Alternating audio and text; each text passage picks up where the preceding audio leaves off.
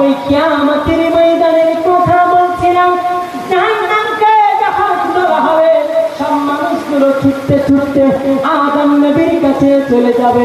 এই নবী আদম, আপনি আমাদেরকে এই কঠিন জাহান্নাম থেকে বাঁচিয়ে দেন। নবী আদম, এই নবী আদম, আপনি এই কঠিন দিনে আমাদেরকে বাঁচান। আদম নবী বলেছিল, ইয়া নফসি ইয়া নফসি।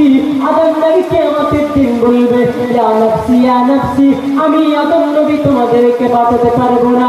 এ আল্লাহর বান্দা বান্দীরা, যাও, চলে যাও, অন্য জায়গায় চলে যাও, অন্য নবীদের কাছে চলে যাও। একদম মানুষ ছুটতে ছুটতে কিয়ামতের দিন নবী নূহ নবীর কাছে চলে যাবে। এ নবী নূহ, আপনি এই কিয়ামতের ময়দানে আপনি আমাদেরকে কঠিন জাহান্নাম থেকে বাঁচান। আল্লাহ নবী নূহ সেই দিন কিয়ামতের ময়দানে আল্লাহ